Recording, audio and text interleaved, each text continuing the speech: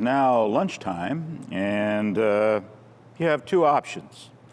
The first option, it is now 12:15, is from 12:20 to 12:45, actually till 13:10. We have, back by popular demand, two of our lunchtime presenters from the last GPC forum. Lieutenant Colonel Scott Smitson from the U.S. Southern Command and Ms. Margaret Nencheck from U.S. Special Operations Command, Africa, to add some continuity to the GPC forum from different AORs. So we're looking at both Chinese, probably Chinese, but some Russian activity in those two regions. First, we'll go to Scott, who has, you can check his resume out, his bio in your program, but it would take me about a half hour to read the whole thing. I will say, as the most eclectic career lieutenant colonel that I've ever seen. He served in the United Kingdom, he served in Korea, he served in SOUTHCOM. But more importantly for this audience, he is the co-author with our president, Dr. Wilson, on the compound security article that was done at the Army War College. So, Scott, I hope you can hear us, and we're looking forward to your presentation. Hey, sir. Good afternoon. General Howard, thank you very much for the kind introduction. Dr. Wilson, Dr. Marsh, Mr. Whittington, and all the faculty and staff at JSOU, I greatly appreciate the opportunity to be with you today. As General Howard said earlier, obviously I'm here in my personal capacity, and these are my views, but I really welcome this opportunity for this important forum. Thankful again for the opportunity to speak today. What I wanted to do really quickly before we kind of moved on is to just recap some of the things that we discussed in the November forum as it related to Latin America and the Caribbean. There were a handful of major themes that we discussed then that we're going to discuss a little bit today that I think still have resonance. First and foremost, we talked about the implications of the COVID pandemic on great power competition in Latin America and the Caribbean, and emphasized how COVID was simultaneously stressing the international system while also amplifying great power competition. We talked about the importance of geography, positional advantage, and how both have a significant impact on the way we think about balances of power and power projection.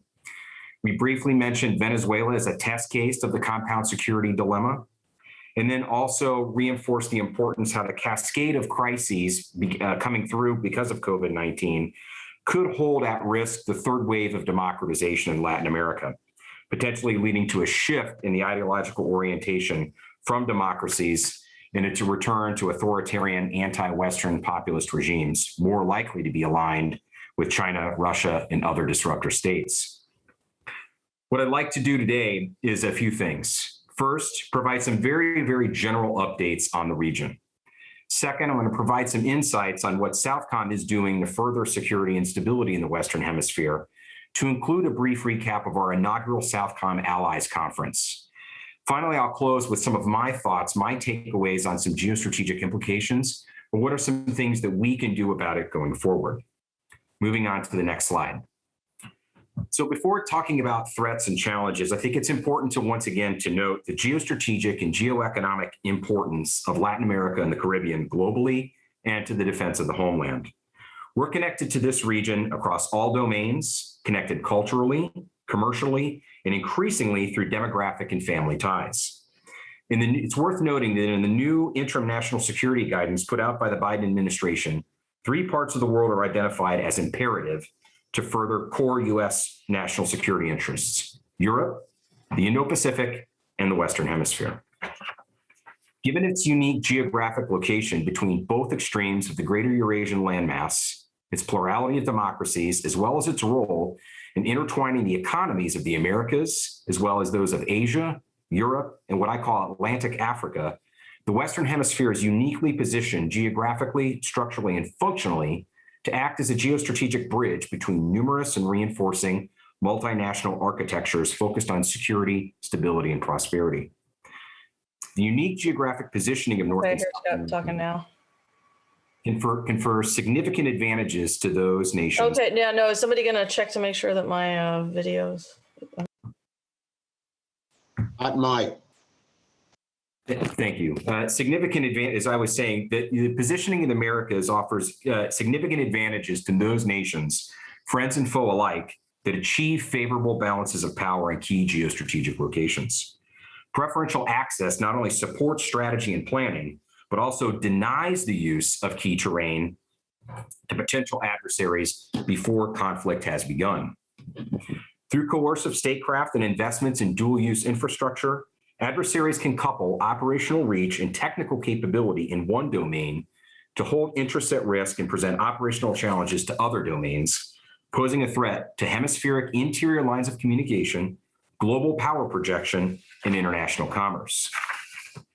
I briefly like to discuss two macro trends that I think are important that impact both our geopolitical and our geoeconomic calculations of how we surmise the region at present: COVID and an ongoing super cycle of elections. First, turning to COVID. The pandemic continues to have a major impact on the region, even as the epicenter of the disease has shifted to South Asia. The region faces major macroeconomic contraction, and fragility remains a significant concern, as the socioeconomic and geopolitical effects of the pandemic will lag behind the immediate health crisis, with some estimates saying the earliest the region could recover economically may not be until 2025.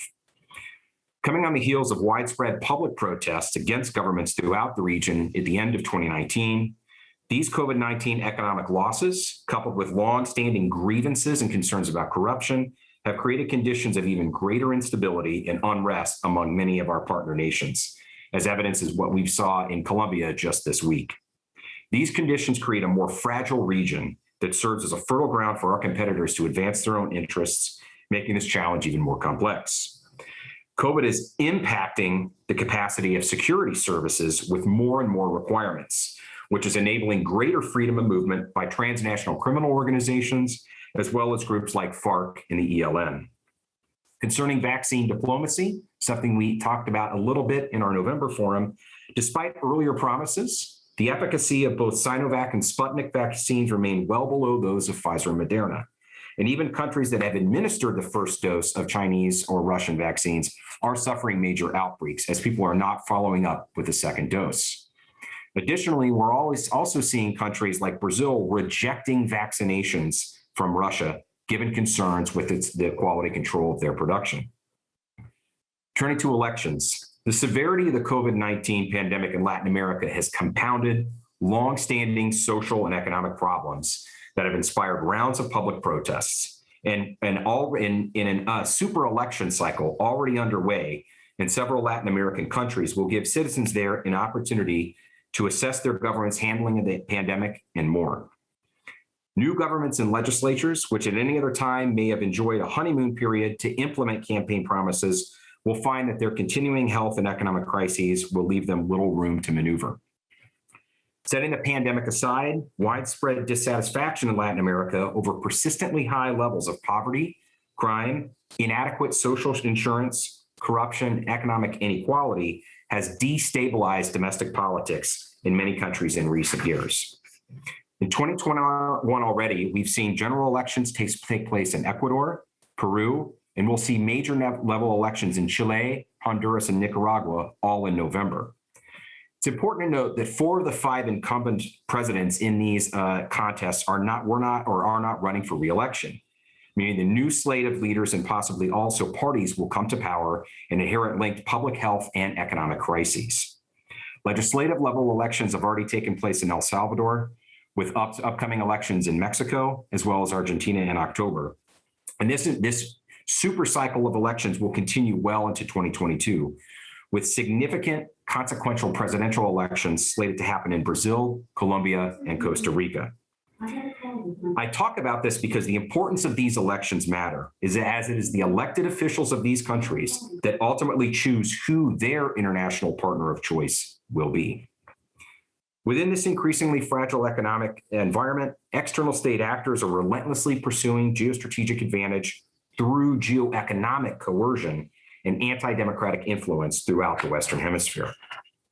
Simultaneously, non-state actors continue to drive instability through their illicit activity, weakening fragile democracies and degrading governance in the process. These threats include, as you can see depicted on the map in front of you, external state actors like China, Russia, and Iran, transnational criminal organizations, which we discussed already, as well as the important role in an enabling function of what we call maligned regional state actors, Cuba, Venezuela, and Nicaragua, and the fact that their perpetuation of corruption and the challenge of freedom in democracy opens doors to external state actors and the transnational criminal organizations that operate at the expense of their citizens. A few comments on China. You've heard a lot of great feedback already in the conference, and you're going to continue to hear more over the next 2 days. First, the PRC continues to increase its self-serving activities to gain global influence and regional influence by leveraging things all across all domains in the SOUTHCOM AOR. Things like One Belt, One Road are part of a concerted effort by Beijing to indebt fragile countries in the region, infringe on allied and partner nation sovereignty, and use its influence to extract concessions when needed, be it long-term leases, uncompromising trade deals, or diplomatically isolating Taiwan, as we saw for quid pro quo on receiving vaccine support. The PRC is offering $1 billion in loans to the region for their COVID-19 vaccine, securing agreements so far with Argentina, Brazil, Peru, and Venezuela. This will further indebt the region to the PRC, which already holds $165 billion in loans across Latin America and the Caribbean. The PRC is also aiming to enhance its medical exchange programs, exploiting the pandemic to advance Belt and Road initiatives, as well as using COVID-19 as a pretext to donate Huawei technology that integrates 5G networks and safe cities initiatives, touting what is really a social monitoring model as a way to conduct effective and inexpensive contact tracing. PRC also thrives on enabling the corruption and lack of transparency in business and political deals exhibited in many of the countries in the region, especially as China pairs these engagements with aggressive information operations that spread disinformation. Finally, as it relates to China, the PRC also is seeking to establish global logistics and basing infrastructure in our hemisphere in order to protect and sustain military power at great distance. And certainly not least, and many of my colleagues dialed in from the Theater Special Operations Command are aware of, the challenge of resource extraction and things like illegal fishing and extractive mining continue. Illegal fishing alone costs $2.7 billion in lost revenue for Latin American countries alone. Turning to Russia, Russia is increasingly asserting itself in Latin America and the Caribbean, pursuing a strategy intended to grow Moscow's influence and undermine the United States leadership in the region over the long period. Russia is actively engaging in this region to counter what it views as U.S. meddling in its near abroad. Moscow has executed numerous strategic bomber deployments to the region since 2008 and made over 40 port calls since 2010. Continues to double its power projection and continues to make inroads in the hemisphere by providing security training and as well as foreign military sales, close to $2.3 billion in the last decade alone. At the same time, Moscow is working to discredit the U.S. by flooding the region's information space with disinformation, to include hundreds of articles distorting U.S. security actions. Turning briefly to Iran, while Iran is not a great power, I would call it a consequential power and one that remains a major component of the way that we think about long-term stability regionally and globally.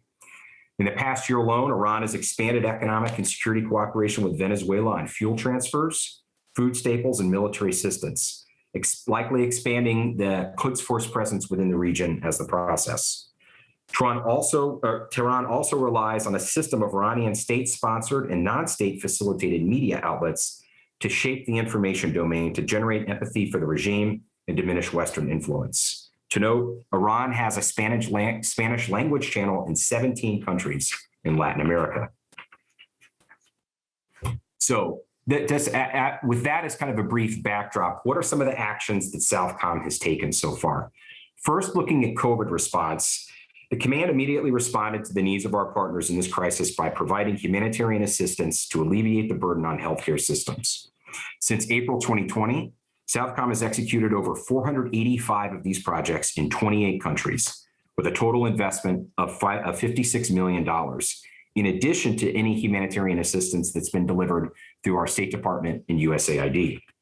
These efforts have ranged from deploying field hospitals to providing critical PPE, and it's important to note that the U.S. government has delivered $226 million worth of aid with an additional 35 million on its way, double what the PRC has donated to the region.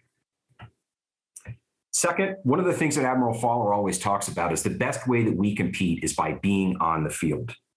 So in addition to the way that SOUTHCOM has helped facilitate COVID response within Latin America and the Caribbean, SOUTHCOM has continued to conduct operations with our partners, support and execute major consultative security fora, like the recently completed Caribbean Nations Security Conference, CANSEC, as well as conducting high-level engagements with the political and military leadership of other countries. Following a recent trip to Uruguay and Argentina, Admiral Fowler, the commander of U.S. Southern Command, noted that, quote, "We came away from these visits encouraged that our partnership with these two countries remains strong, but we need to stay in the game and on the field to win. Part of winning that competition is not blocking our own field goals, but expanding our international military education and training, professional military education, and foreign military financing. The way we win is by being the most trusted and responsive partner, hands down." That takes me to our next slide, a discussion about our recently completed SOUTHCOM Allies Conference. One of the major driving imperatives for President Biden's administration is a full commitment to democratic alliances and partnerships around the world, most crucially NATO. Strengthening partnerships with allies is essential to combat emergent threats while simultaneously promoting shared interests. While NATO's membership is constrained by geographic limitations, its interests and the threats it faces are not. Unlike many NATO members of Europe, France, the United Kingdom, and the Netherlands are unique in that their national interests stretch beyond Western Europe as a function of their sovereign overseas territories and dependencies, to include many found in Latin America and the Caribbean. Canada maintains unique relationships with other Commonwealth nations in the Caribbean, all while playing a crucial role within the alliance as well as the defense of North America. These deep historical, cultural, and linguistic ties, coupled with existing emergent operational approaches, can be utilized to advance collective goals to outcompete common adversaries and challengers to the rules-based international order. As alliance members committed to common principles that underpin that order, closer strategic integration and coordination increases the potential to maintain a favorable balance of power in the Western Hemisphere, narrows opportunities for malign Chinese and Russian influence, and multiplies the effect of national resources in a mutually reinforcing way. To this end, SOUTHCOM hosted an inaugural Allies Conference in March 2021, where we sought to examine hemispheric security and stability through a transatlantic lens. In addition to these specific NATO allies, we brought together the leadership and senior staff delegations of U.S. NORTHCOM, U.S. Special Operations Command, as well as U.S. EUCOM. Some of the consistent themes of the conference included the challenges of dealing with complex, convergent, and interconnected security environment, the twin pair challenges of state fragility and the weakening of democracy, increasing domain awareness, better cohering alliance efforts globally and trans-regionally, which one delegation said the need for the United States to help better coordinate the coordination, and the importance of nesting defense efforts in a joined-up whole-of-government approach for all instruments of power.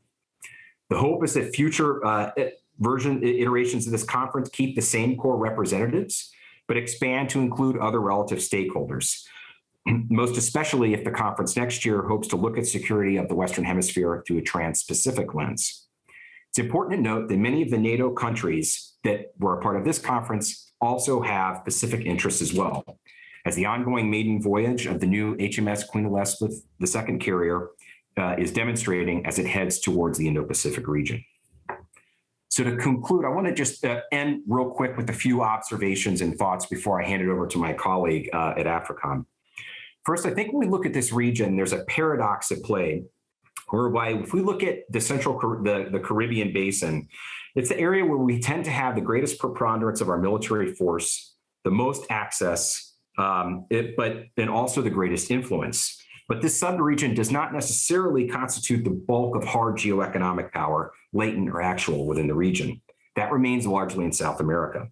This matters because it's in these countries, to include Brazil, Argentina, and Chile, where China is arguably making its greatest absolute gains in the AOR, and where our influence is either very preliminary, highly contingent on domestic factors, or our ability to project power routinely is difficult. This trend will be exacerbated if many of the upcoming elections in South America bring about a neo-leftist pink tide that further orients states away from the US and West and more aligned towards China and Russia. There are also geostrategic implications of a greater Chinese presence in South America as well, especially as it relates to the Antarctic, the Straits of Magellan, the South Atlantic, and the South Indian Oceans. Second, I think we need to start to think differently about our paradigm by which we think about failed states. Much of the concern about failed states tends to focus on human security and the disruptive impact of failed states, as we see with Syria, Venezuela, and potentially as Haiti. I think we also need to realize that failed states lower the threshold of access and influence of strategic rivals, impacts the sources of hard or soft power of Western aligned nations, and increases the cost of maintaining favorable balances of power going forward. I've talked a little bit already about the importance of domain influence and positional advantage. This is crucial because of the way that we think about power projection globally matters for North America. And what to do about this, and I'll wrap up my remarks here. First, I think the United States, we need to continue to go deep in maximizing Colombia's global partnership with NATO. Second, I think we need to go long in how we cultivate an enduring strategic relationship with Brazil. Great strides were made in the US-Brazilian relationship during the Trump administration, but President Bolsonaro is up for re-election in 2022, and there will likely be major policy differences between Bolsonaro and President Biden going forward. However, the United States cannot afford for the US-Brazil relationship to sink back to the levels that it was at during the Lula and Rousseff administration.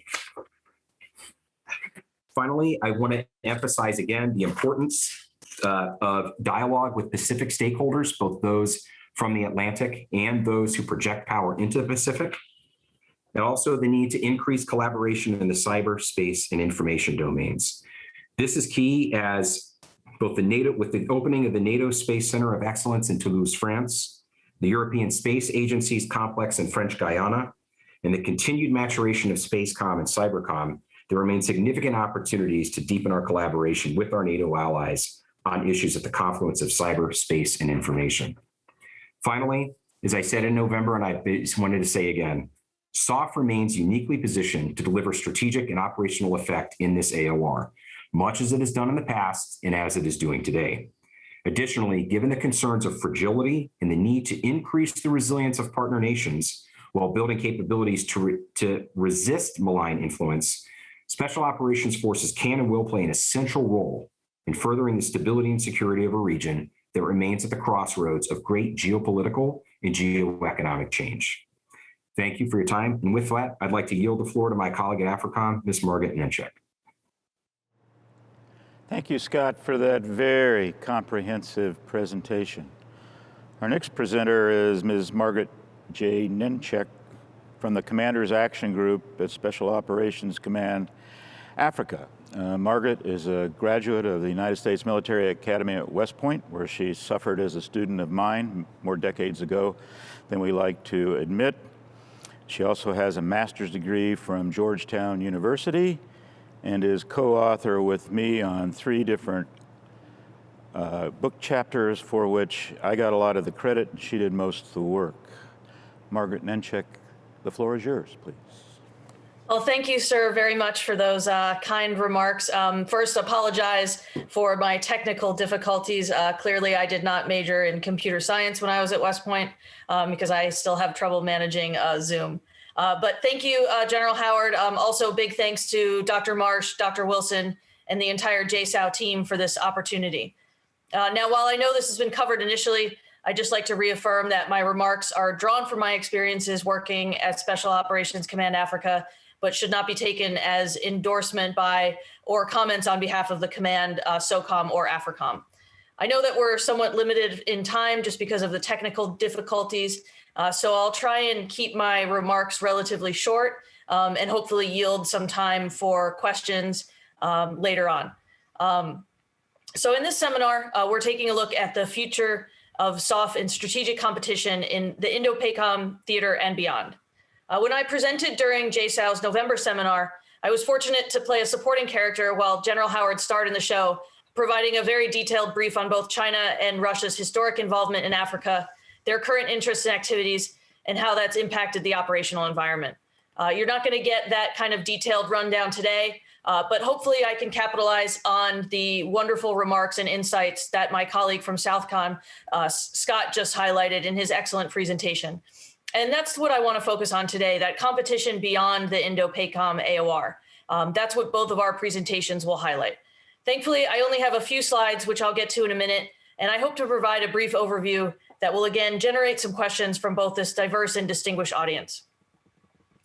As I begin this Africa regional update, I want to start with the term competition. Whether the acronym GPC stands for Great Power Competition, as we used to refer to it, Global Power Competition, as we were taken to call it at AFRICOM because we didn't want to overinflate the status of our competitors, or if we use the new term of art, strategic competition, the intent is the same. We need to understand the capabilities and strategic end states of both China and Russia as much as we can, and how those factors impact what role SOF can play in campaigning against these compound security threats. But before I discuss how the US, and in particular US SOF, should react to this strategic landscape and what it means for Africa, I'd like to take a step back. Not only within SOCOM, but across the broader Department of Defense, with finite resources and capabilities, and in light of the requirements outlined by the recent national defense strategies and the interim national security strategic guidance provided by the Biden administration, our decision makers are forced to make difficult choices. There are widely varied threats around the world, many more than we can counter, and we're forced to take a look at things with a critical eye and focus on those threats that pose the greatest risk to our national security interests. I suspect that many of you are familiar with the terminology that we use at SOCOM, where we need to prioritize SOF activities by what we must do, that's what's necessary or very important, and where we cannot or will not accept risk. What we should do, something that's suggested, where we might be able to manage risk, and what we could do, something that is or might be possible, but where we have to weigh those risks. I would make the argument that engagement in Africa is a must-do, and this is why. I believe it is worth engaging in Africa. Africa is the world's second largest continent. With 54 countries, it covers a landmass of nearly 12 million square miles. While its shoreline of approximately 18,950 miles is actually shorter than that of Europe due to the lack of inlets and large bays, it holds key choke points such as the Bab el-Mandeb Strait, the Mozambique Channel, and the Cape of Good Hope. As demonstrated by the recent blockage in the Suez Canal, freedom of movement around the African continent is essential. An estimated 12% of global trade, around 1 million barrels of oil per day, and roughly 8% of liquefied natural gas pass through that canal each day. It's estimated that the canal's revenues took about a $15 million hit for each day of the blockage. Now imagine if this sea line of communication was blocked during a crisis or conflict. Transit around Africa now seems a lot more important. Another aspect of size matters comes down to votes. The African group of the United Nations consists of 54 member states, the largest regional group by number of member states, which accounts to 28% of the United Nations votes. Of note, Niger, Tunisia, and Kenya are current non-permanent members of the UN Security Council, and thankfully, all three nations would be considered to be strong US partners, especially on the military side. But that does not always mean they're going to vote for Team America. Africa has the second highest population in the world. According to UN estimates, their population may reach 2.5 billion by 2050 and account for approximately 26% of the world's total population by that time. That population is young, with the average age on the continent only 19 years old. And we have noted an interesting phenomenon with that population's interaction with technology. While you won't see many landline phones if you travel throughout Africa, and only 10% of worldwide internet users are on the continent, 50% of Africans have mobile phones, and their penetration is expanding rapidly. This means an increasingly interconnected population and a very large market for technology. The continent represents potentially trillions of dollars in economic opportunity for foreign investment. Africa also has a large quantity of natural resources, including diamonds, sugar, salt, gold, iron, and many rare earth minerals such as cobalt, uranium, copper, bauxite, silver. And then we also know about some of their other natural resources, like I mentioned, oil. There's also agricultural products such wood and tropical fruit. Recent oil reserve and liquefied natural gas, or LNG facilities that have been discovered have increased the importance of that commodity on African economies. It's also important to note that Africa is very important to our allies. France's largest overseas troop deployment is in the Sahel, and many African countries are not only increasing their interest, but also their investment in West Africa. Why? Because it is considered NATO's southern flank. Just beyond the Mediterranean, not only the existential threat from immigration, but also from terrorism are growing concerns to our European allies. As sub-Saharan Africa rises in importance and the West globally draws down from conflicts in the Middle East, many of our partners and allies are looking to Africa to maintain those connections, the training, and operational deployments to increase their combat readiness and maintain the interoperability that was built upon the years of partnership that we've had since 9/11. And while not a focus of this seminar, I do think it's essential to consider the state of the operational environment in Africa. Terrorists, violent extremist organizations or VEOs, and criminal groups actively exploit fragile, conflict-prone environments across Africa to destabilize or destroy governance, replacing it with extreme alternatives or exploiting the resulting undergoverned spaces for themselves.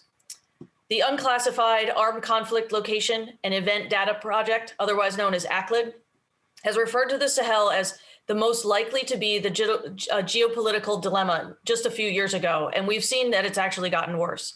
We saw this phenomenon come to fruition with the rapid rise of violence and resultant humanitarian crisis in Burkina Faso, where they now have over 1 million internally displaced persons. We've seen just last year a military uprising in Mali. Just a few months ago, or a few weeks ago, the recent death of longtime Chadian President Idris Deby. The nexus of internal political issues in Somalia, challenging regional dynamics, and al-Shabaab violence in the Horn of Africa. Finally, a potentially growing ISIS-linked jihadist network in LNG-rich Cabo Delgado, Mozambique, which threatens not only Western, but also American economic interests.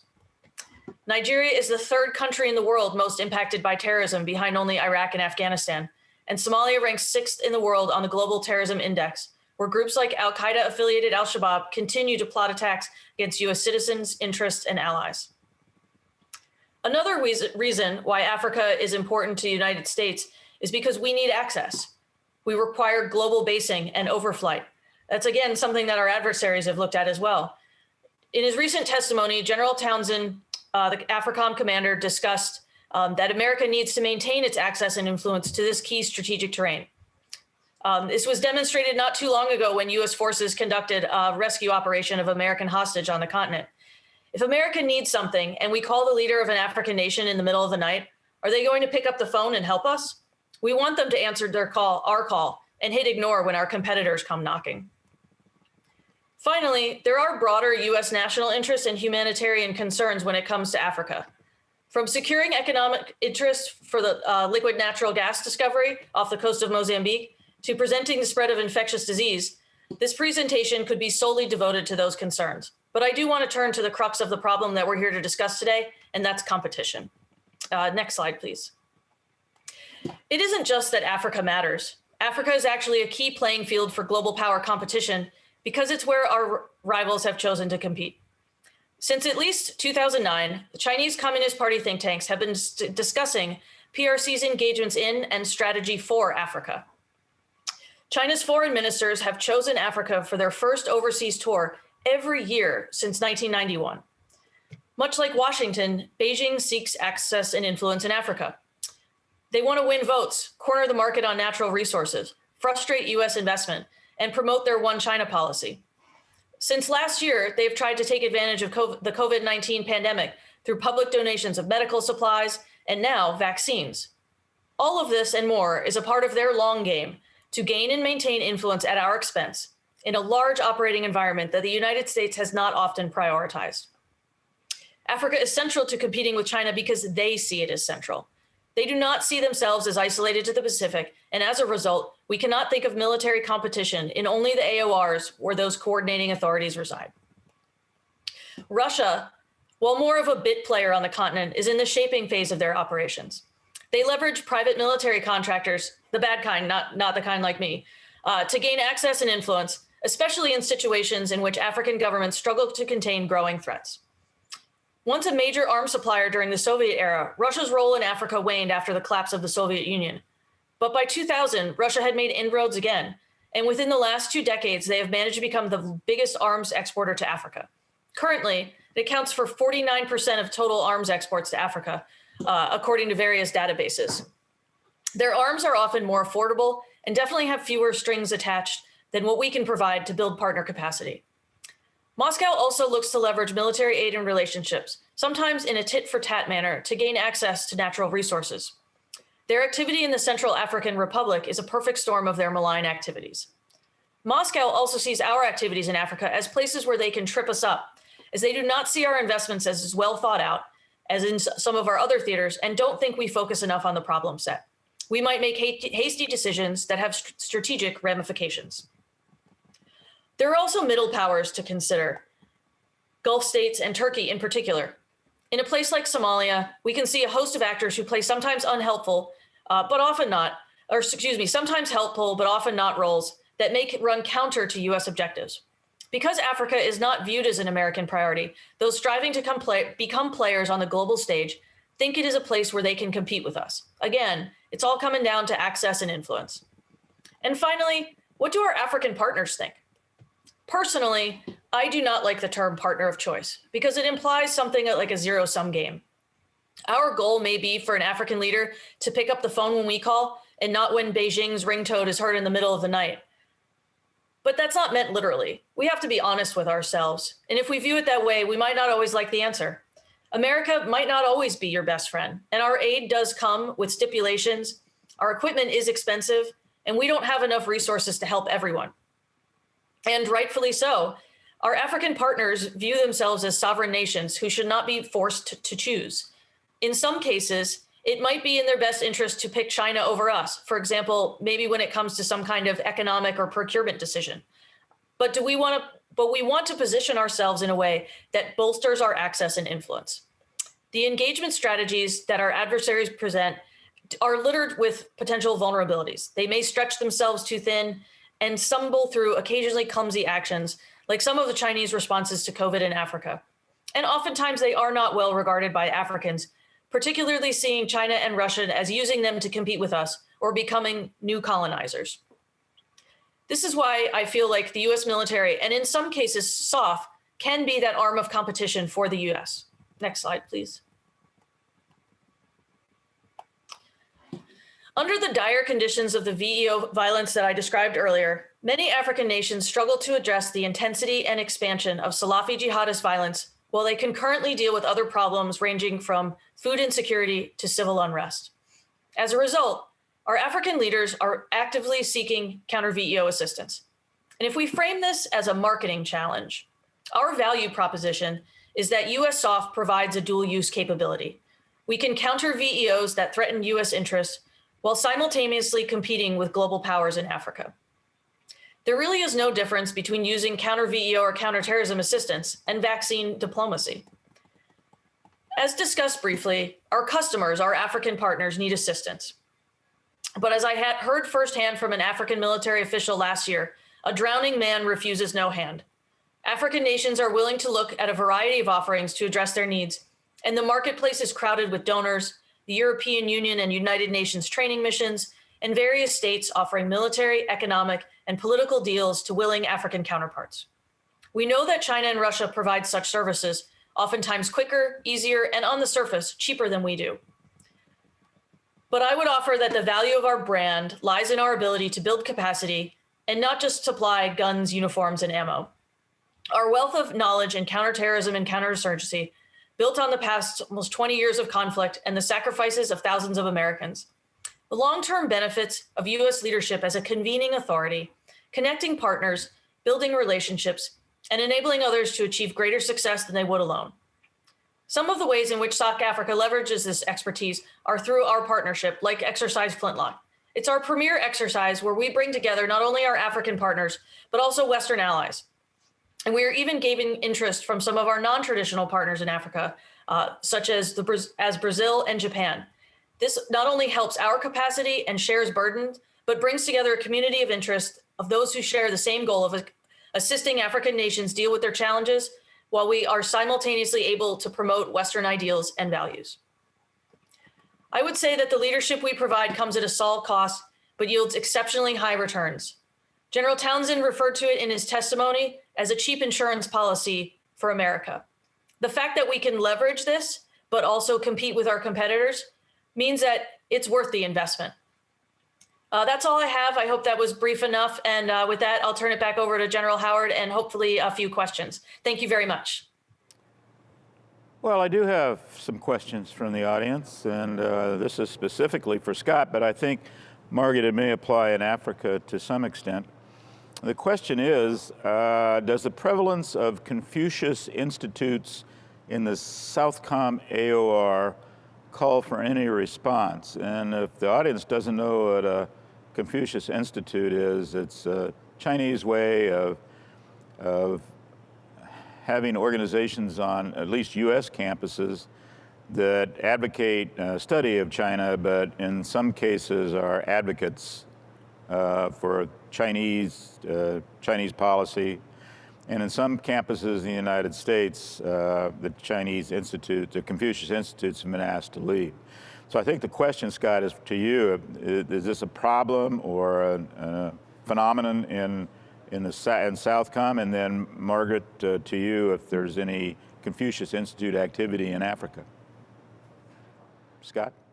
Sir, thank you for the question. No, I think you definitely see a prevalence of Confucian Institutes throughout Latin America. And while I know Mexico is in the NORTHCOM AOR, the SOUTHCOM AOR, it's definitely present there as well.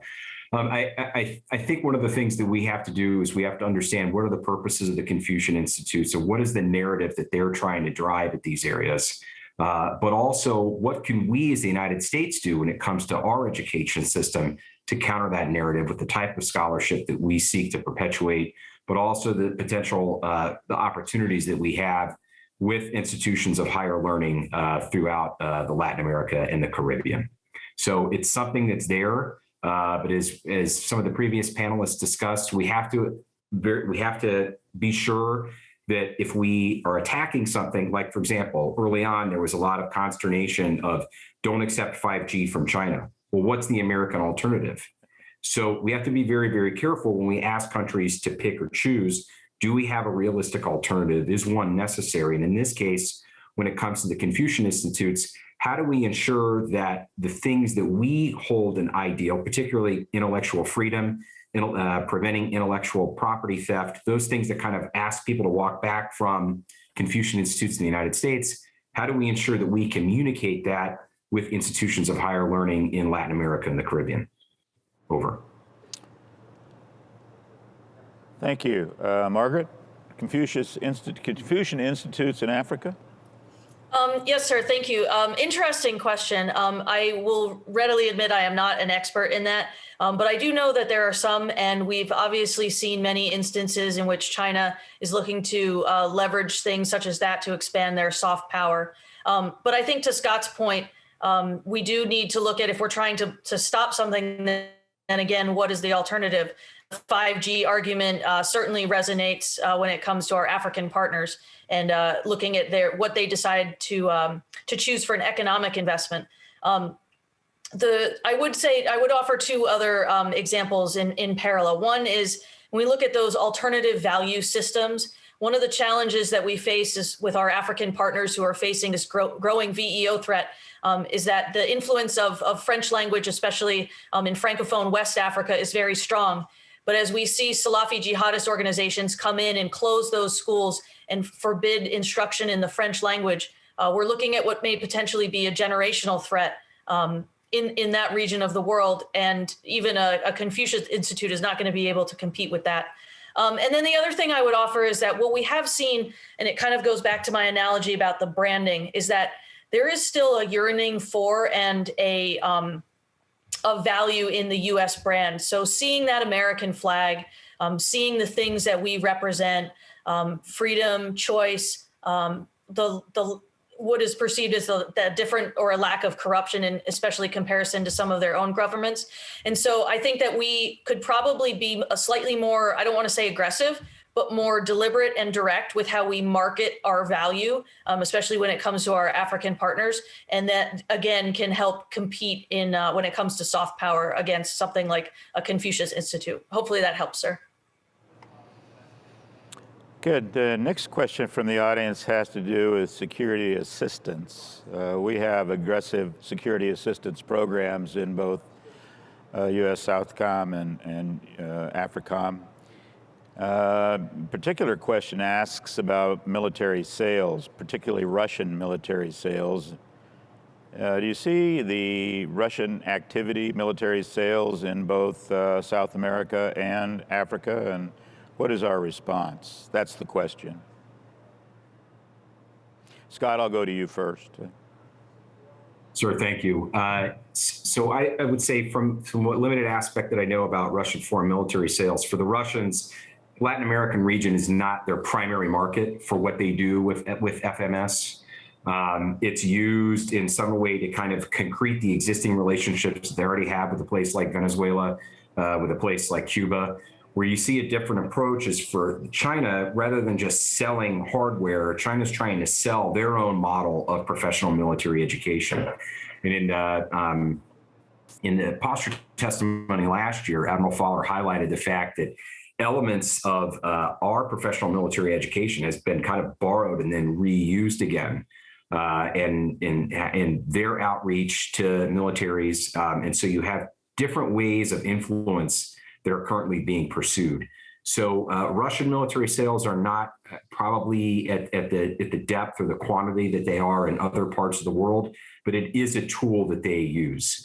Another tool that they would use in particular, to bounce back to Margaret's point, talk about information operations a little bit. Russia today has more subscribers than any other social media network within Latin America. That includes major, existing Latin American news companies and corporations, but RT is the biggest one. So while they may not move the needle so much in their interest when it comes to foreign military sales, they complement that with other tools of power. Over to you, sir. Margaret, what do you think? Russian, Chinese military sales in Africa, AOR? Yes, sir. As I mentioned during my remarks, we know that Russia has certainly increased its military sales. I don't have all of the statistics in front of me, but I want to say a large percentage of that is their assistance to Algeria. But our former commander that I worked under used to say that he didn't really mind if a Russia or a China was selling a piece of equipment. Let's say it was mortars for one of our partner forces. What he cared more about is, are we the ones who are training them on it and helping them use it, especially when it comes to collective self-defense or collective force protection that we have to employ when we work with our partners in these austere environments. I think an underestimated aspect of security cooperation is in the IMET program. So we are probably not going to be able to provide small arms or even some other types of equipment to all of our African partners that need it. But just as a case in point or an anecdote, we held a JSET in Cote d'Ivoire, I think it was last year, and it was their first one that they had had in, I think, 19 years. Actually, it wasn't last year, it was the year before. So it was their first one in 19 years. And the current Chief of Defense Forces was on the team that received the training from that JSET. And he remembered it and told our commander that U.S. training was the best that he'd ever had. And that carries value. So even something like a JSET or like an IMET program where we can cultivate that next generation of leaders and they learn our systems and our professional military development and our defense institutions carries a lot of weight. And I think that is worth considering how we can invest more in things like IMET and in episodic engagements like JSETs. Thank you.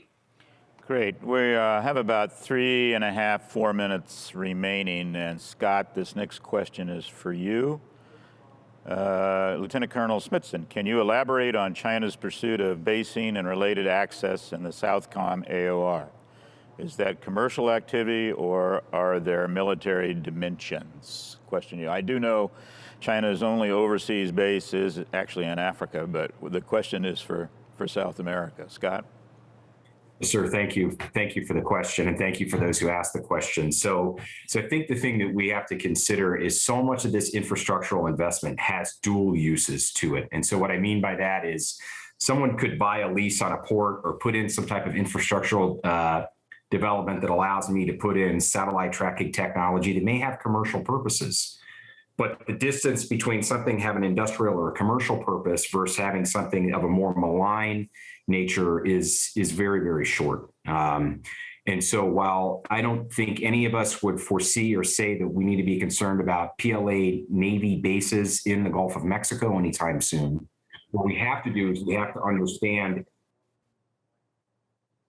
understand how shifts in the use of this infrastructure, how it's being financed, but also how the financing of this infrastructure influences political decision-making by elites in these countries matters and matters significantly.